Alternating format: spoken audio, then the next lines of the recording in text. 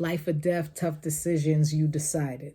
They trying to go head to head. What's a midget to a giant? They gave us two choices. That's either hoop or ramen. Mama said they gonna see you different when you lose your hymen. Bars! Peace, peace, peace, peace, peace. Happy Friday, everybody. All right. My name is Simone Arabia. I am 1/3 of the collective group Spotless Minds. Shouts out to the guys, DJ Rock, Vader, and Fever. Spotless Minds, we are on all streaming platforms. Thank you for the support. Check out our two projects. Lacuna dropped in 2017 and the Care Package dropped on Election Day of 2020. So this is the last Friday of the month, which is March, and it's also considered Women's History Month. And so every Friday, I have decided to pick a woman MC, pick some bars from her and highlight them to showcase that women be out here spitting bars. So we started the month off with Nitty Scott and her bars from Ola. Shouts out to her. Then we went to Ciroc with Black Moses. Shouts out to her. Last week I did Rhapsody and her bars on Feel It. Shouts out to her. For this final week, I have chosen Buffalo, New York native Shay Noir. Shay Noir hails from Buffalo, New York. She's a young, dope MC. I love this young lady so much. I was about to say girl, but she's a whole grown-ass woman out here. She has a few projects out, a couple of mixtape, EP type things, Thriller to Hunt 2. In 2020, she dropped 3 projects. Juno, produced by 38 Special. Her infamous album, It Is Infamous. I think it charted at like number 8 on iTunes or something.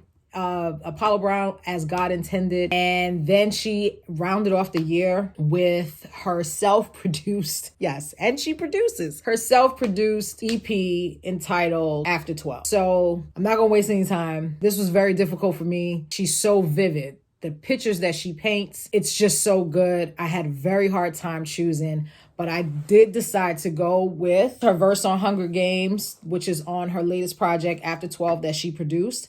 And that features Ransom from New Jersey and 38 Special. You know, like I do every week, I'm just going to recite the bars and then we're just going to get right into it. just listen. Look, failed missions had me by the wells wishing. First time she met her pops was on a jail visit. Intel visions, young black males pitching with aprons on, cooking angel dust up in Hell's Kitchen. Lifestyle, glitz, and glamour, you get excited. They told me life's a movie, you'll never get to rewind it. Took a seat on the throne, now I get to recline it. Feed my haters full clips, that shit'll give you the itis. I pray for wisdom more than I pray for money, cause my mind the only thing that these crackers ain't taking from me. Rainy days took a while to make them sunny. They hate me, they claim they love me, then pull up and make it bloody. Dreams vivid, trying to sneak riches, taking beach visits. Feet lifted, we the same person, but we bleed different. Sneak disses won't get you a re-listen. I'm from the where fiends visit, so it's hard to keep a clean kitchen. Life or death, tough decisions, you decided. They trying to go to head. What's a midget to a giant? They gave us two choices. That's either hoop or ramen. Mama said they gonna see you different when you lose your hymen. Niggas talk too much, so I had to move in silence. They fucking up the game cause they ain't learned the rules behind it. Every time I'm spitting, they know it's a jewel behind it, but sometimes you might not catch it until you rewind it. I'm just trying to cop a crib with a pool behind it and pass out papers to my niggas like a school assignment. Got it out the mud, bitch. I was used to grinding. The results, not a chain, and the wrist, scuba diving.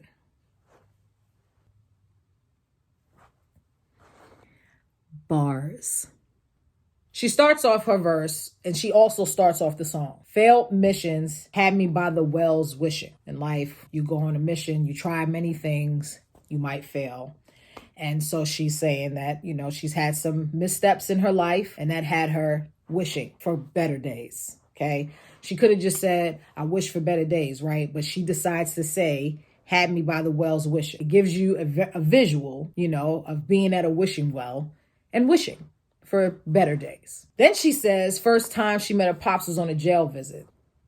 There are many people in this world, many people in our community who have fathers that are in prison. And for her to tell us that the first time she met her pops is on a jail visit, I don't know how much more vivid you can get but that shit, it gave me goosebumps, okay? Intel Vision's young black males pitching, right? So Intel is like intelligence, information. And so she has all these informed visions from her life in the streets of Buffalo of young black males pitching on the corner, selling, product with aprons on, cooking angel dust up in Hell's Kitchen. Now, she's in Buffalo, New York, so she's not in the literal Hell's Kitchen in downtown New York City, but it's literally like hell.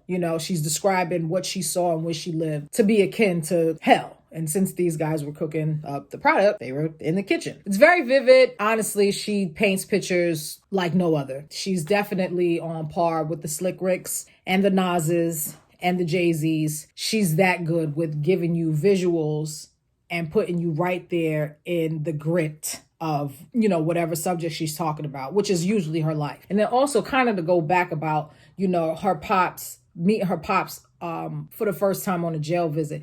Most of the time when we hear stories like this, they're usually from the son's perspective. Young black boys, young black men, and how the drug game and absentee fathers has really left the young men destitute and feeling lost and without guidance. But we don't really hear about that side of it when there's a daughter. And I think that this is what makes her storytelling so important, so compelling. And I just feel like, we're just going to be talking about this young lady for many, many years to come because of this particular perspective. Not only giving us vivid pictures, but she's also teaching you lessons. So look, then she says, first of all, this is where she also gives you like bars, right? So she's giving us vivid imagery. Here we go again. Being a literary scholar, she's using imagery to paint pictures lyrically. But then she also makes sure that you get the bars because she got skill. She says, feed my haters full clips. That shit'll give you the itis. It's so good. It's so good. I pray for wisdom more than I pray for money because my mind, the only thing that these crackers ain't taking from me. They can take the money, they can take my house, they can take the fame, they can take all of that. But they're not going to take what's up in here because I got knowledge, I'm smart, and you can't fuck with me. Them rainy days took a while to make it sunny. They hate me, they claim they love me, then pull up and make it bloody. I mean, the imagery, the vividness of what she's saying. You can just feel her in her own element on a block and thinking that all of these people have love for her and somebody just coming out of nowhere being jealous, you know what I'm saying? And spraying the block. And I'm sure these are things that she probably maybe she hasn't experienced personally, but she's 1 degree of separation from however many people she can touch with her elbows from having this type of situation because of the type of life that she was born into.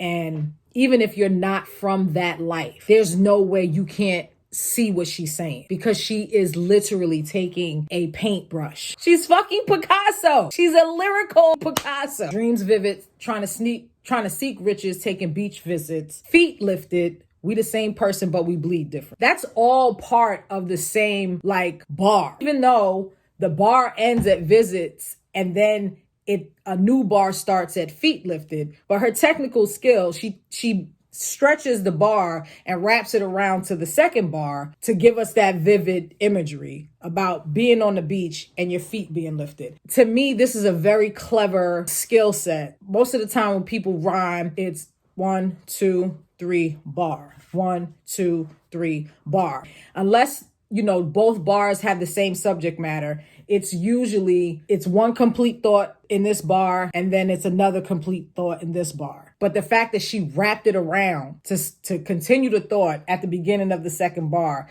and then she starts another subject matter and it's very effortless. And then also she's flowing, she's riding a beat on this, and it's fucking ridiculous. Sneak disses won't get you a re-listen. Listen, so if you're trying to sneak diss the Shea Butter Queen, she's not going to rewind your shit. She's not going to re-listen to you. Are you fucking kidding? Why would you even try to sneak diss a woman who writes like this? I'm from where the fiends visit, so it's hard to keep a clean kitchen.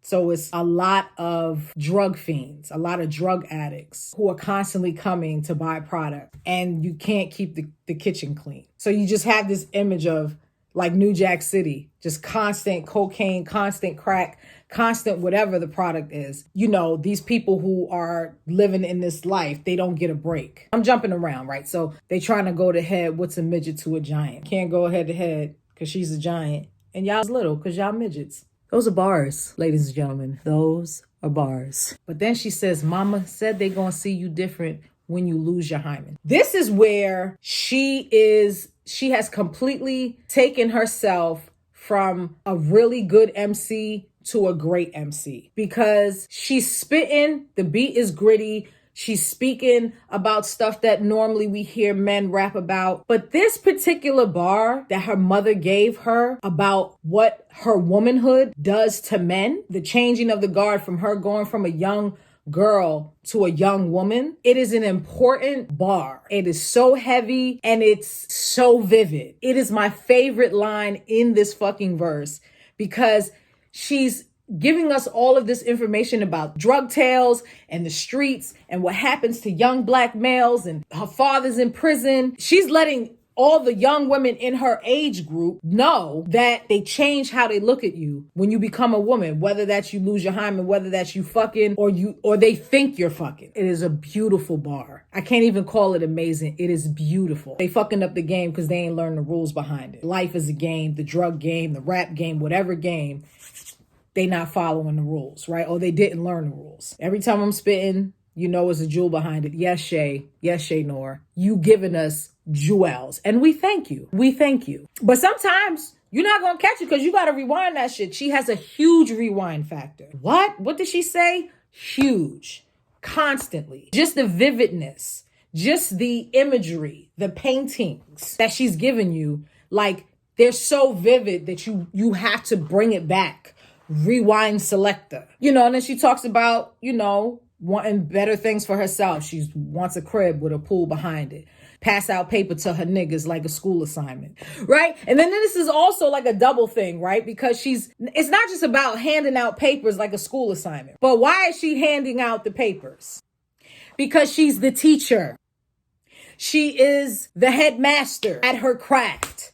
She is the headmaster. She is the professor of her crew. She has the knowledge. Yes? And then the song is called Hunger Games, right? I guess Buffalo, New York is like District 12, and she's Katniss Everdeen, who was leading the people and leading the charge and getting through all of the things.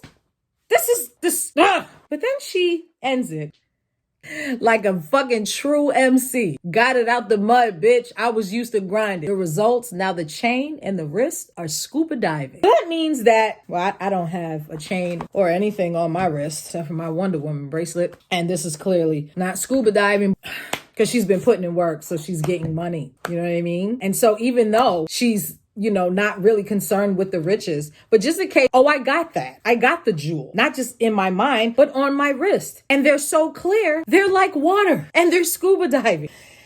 I love this verse. I love it so much. I love her so much. Shay Noir, I don't know if you'll ever see this, but if you do, thank you for existing. Thank you for bringing your talents to us. Thank you for just representing women this dope, this hard. The reason why I ended this month with her is because she's young and she's the fucking future. She is giving your favorite rapper a run for their money. Whoever you think paints the most vivid picture, whatever man MC you think paints the most vivid picture, I will die on the hill and say, if she's not better, she is right there, period. And that's all I got to say. Please check out her project, After 12. She produced every single beat on that project. She writes all of her lyrics. And she's got some heavy hitter MCs on that joint that she's rhyming with.